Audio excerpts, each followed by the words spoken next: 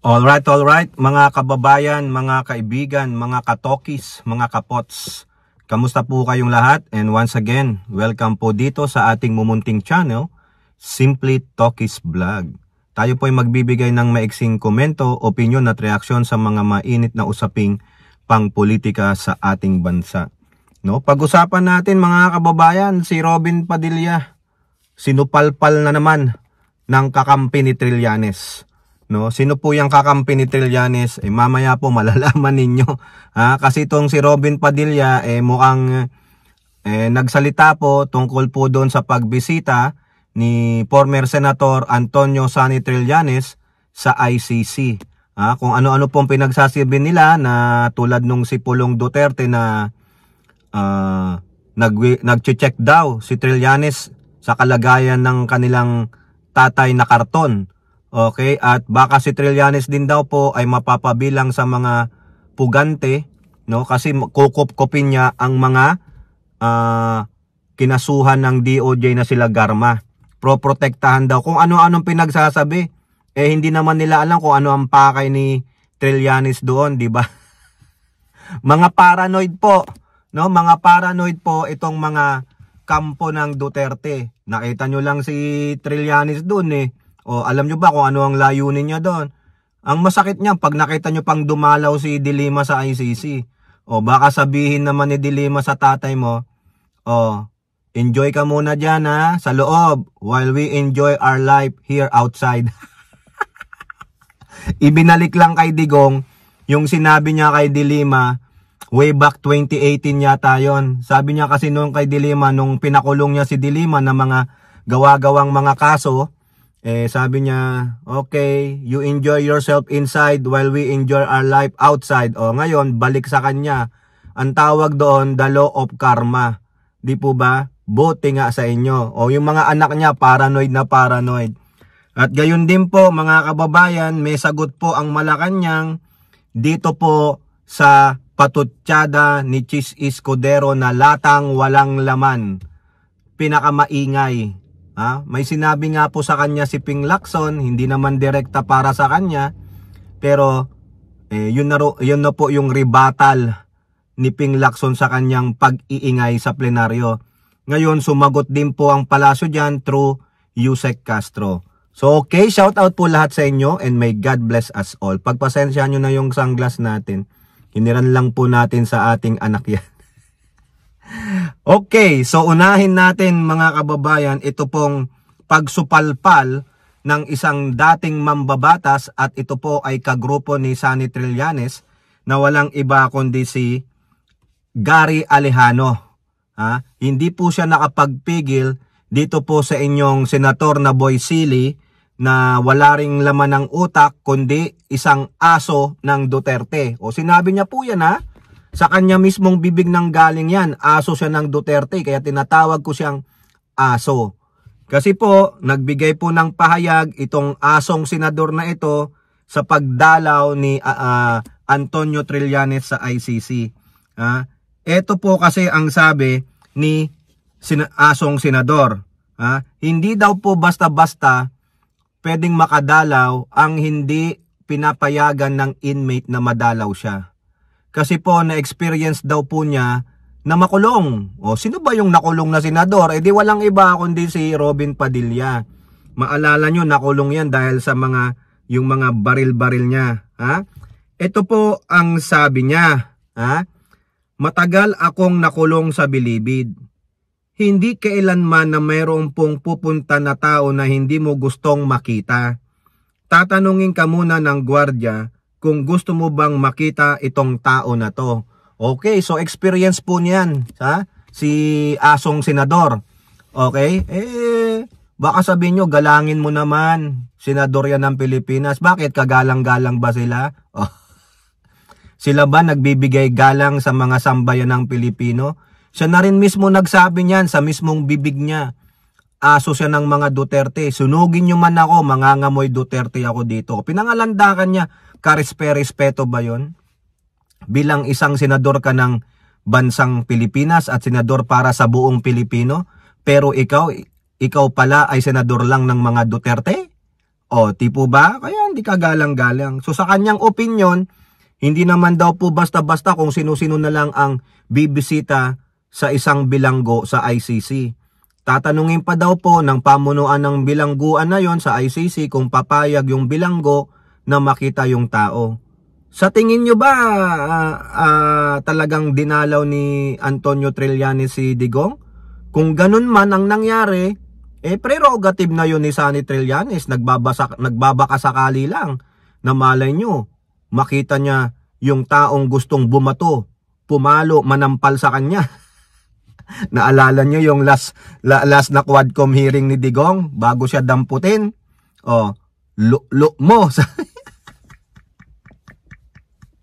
Babatuhin niya ng mic. Sige, sampalin mo ako ngayon pero pumirma ka muna ng waiver. O, pipirma lang naman ng waiver, hindi mo pa magawa, Digong. O, panay kasi ang mo. Umala nyo, sinabi doon, nandito si Antonio Trillanes, do you like to see him? No. O, di ba? O, di okay lang. Nothing harm kay Antonio Trillanes. O, kay Digong, pang-asar yun. Dapat Trillanes, sinabi mo yung sinabi ni Digong kay De Lima. Okay, ayaw mo naman pala akong makita. Can you give this paper to him? O, ang nakalagay, enjoy your life inside while we enjoy our life outside. Care of De Lima. Di ba, Representative De Lima? O, ngayon po, nung nalaman niya ni Gary Alejano, siyempre kakampi po yan ni Trillanes. Anong sabi ni Gary Alejano? Ngunit ayon kay Alejano, hindi dapat ipantay ang pamamalakad sa bilibid sa international standard ng ICC. Correct. Malay mo naman, Robin. Hindi lahat naman ng prison system, rules and regulations, pare-pareho. Wala pong universal. Kanya-kanya pong patakaran yan, Robin. Kaya ikaw ba, yung sinabi sa'yo sa ICC? Maganda, magpakulong ka din. Kasi noon sinabi mo yan Robin sinabi mo pero nagbago ulit ang sinasabi mo. Nung una, sinabi po ni Robin na pag nakulong daw si Digong sa ICC, sasamahan niya. Baka pwedeng palit ulo na lang. But sinabi mo ba yun sa ICC? Sinabi mo sa pre-trial chamber judges na pwede ba ako na lang ang makulong kaysa sa matandang yan? Sinabi mo rin ba pwede ba akong samahan ko siya sa kulungan? Yun ang sabi mo noon kung matatandaan ko Ngayon nagbago na naman mga kababayan. Ito, tutuparin mo ba to? O nagsisinungaling ka din? Remember, Mr. Asong Duterteng Senator. Marami na po ang nagsasabi. Ang sinungaling ay asawa ng magnanakaw. Sinabi mo, magpapakulong na rin ako pag pinakulong sa ICC si Senator Bato. Nalalapit na po si Senator Bato at Bongo. Sa isa nating vlog, aalamin natin yan, no? Kasi may nagsabi po, may nagpatunay. Di ba? Magpakulong ka sa ICC para malaman mo kung ganun din yung tanong sa'yo. Pero, sinupalpal siya ni Alejano. Praning at assuming ka lang. Ay, praning ka pala Tinawag kang praning. Ano yon? Mo, Robby. Praning ka pala at assuming ka pala. Nako. It hurts mga kababayan. Ano kaya ang pambabanat dyan ni Robin Padilla? Hamunin mo na lang ng suntukan. Kakasahan ka naman siguro ni Gary Alejano. Former military yan. Alam ko, nag-mutiner din yata yan Correct nyo na lang ako kung nagkudita si Gary Alejano, no? Hamunin mo na lang. Mano-mano na lang kayo. Mahusay ka naman, Robin di kaya magputukan na lang kayong dalawa. Sino ang sharpshooter? Di ba? You are understanding. Praning ka naman. You are underestimating. Di ko mabasa. You are underestimating the standards of ICC. Sa Netherlands yun at di sa Munti. Hay nako, cheche. Na-visit lang si Gary Alejano. Sa ICC yon. Iba rin yung sa Munti, Robin. Ikaw naman, Ang maganda magpakulong ka nga, Robin, sa ICC. Samahan mo na ang Tatay Digong mo para naman bawas tanga at bobong senador sa Pilipinas. Sa bagay, aso ka, di ba? Ano ginagawa ng aso? Tagabantay, o di Man's best friend ka ba? O doon ka sa best friend mo. Bili mo, tinawag kang praning at assuming, ibig sabihin galing-galingan, tali-talinuhan, alam-alaman. Yung pala praning ka. O sige nga, anong pangre-rebuttal niya kay Gary Alejano? Sige nga, anuhin mo yan? Kasi panay kayo epal eh. Masyado kayong reactive eh.